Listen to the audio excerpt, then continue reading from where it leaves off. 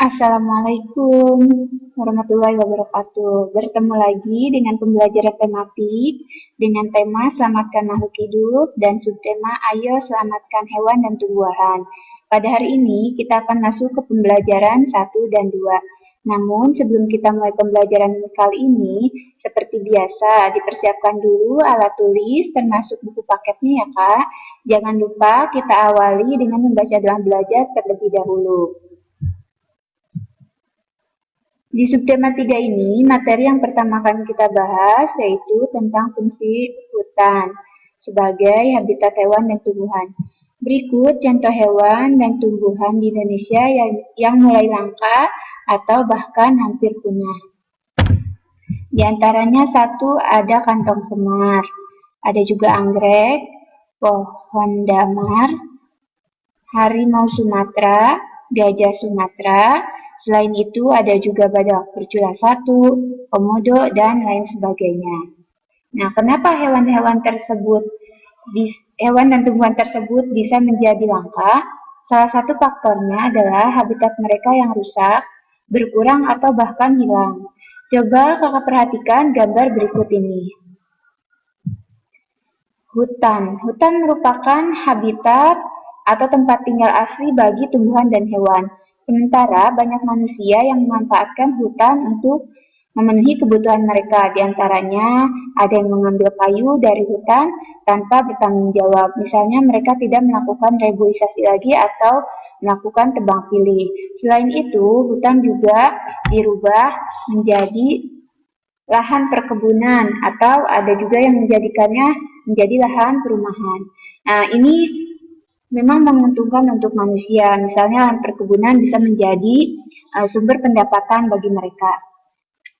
Namun, hal itu sangat merugikan untuk hewan dan tumbuhan dan bisa menyebabkan mereka kehilangan tempat tinggal atau ini juga yang menyebabkan banyak tumbuhan mati dan hewan banyak yang berkeliaran di pemukiman warga.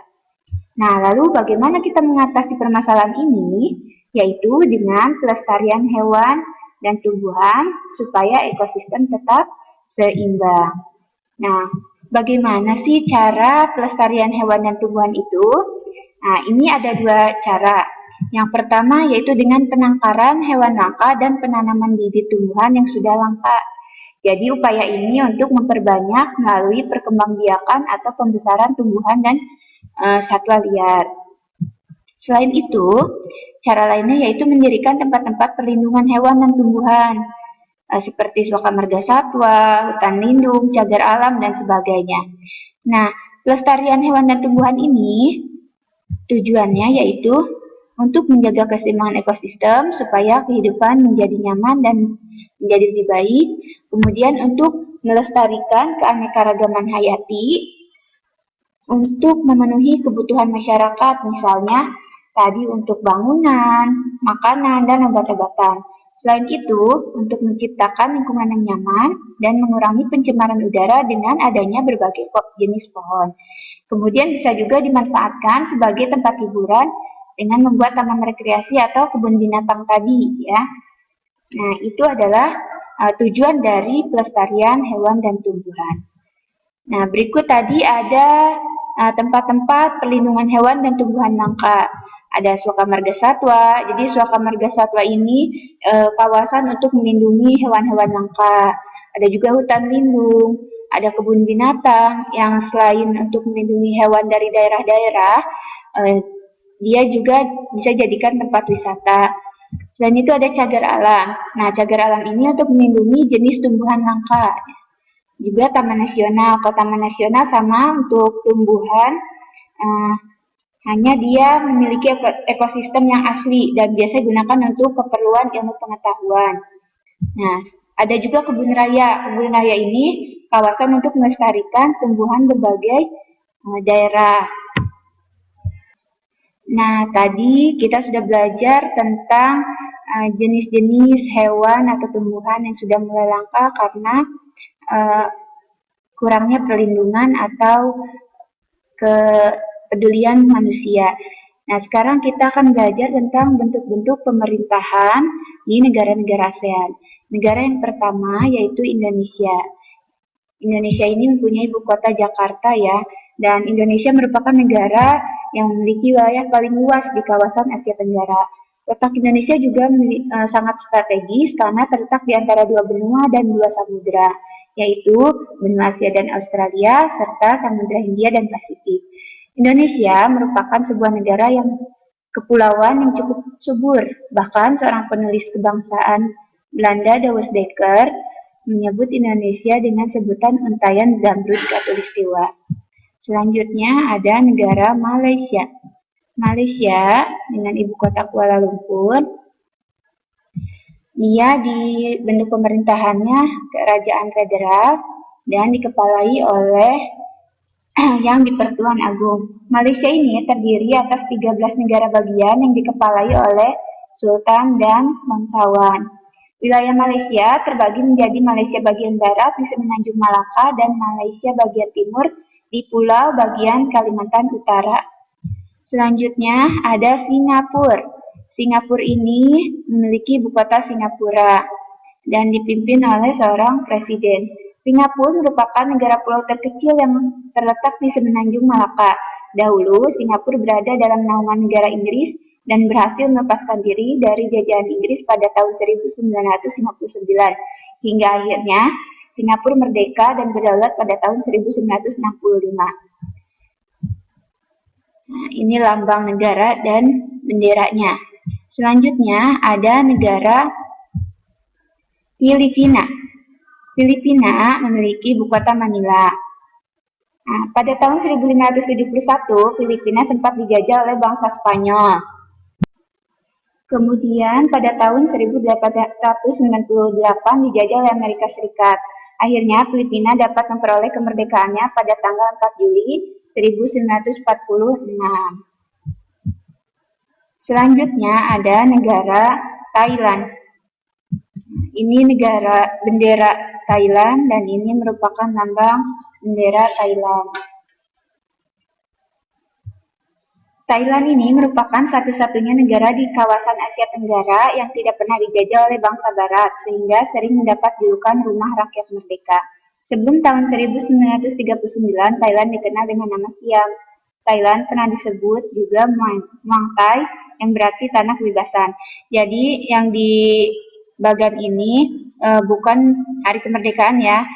Yang tanggal 24 Juni 1932 ini merupakan tanggal Thailand mengganti sistem pemerintahannya. Jadi tidak ada hari kemerdekaan untuk Thailand karena Thailand tidak pernah dijajah. Selanjutnya, negara Brunei Darussalam. Brunei Darussalam punya ibu kota Bandar Seri Begawan dengan seorang sultan sebagai kepala negaranya.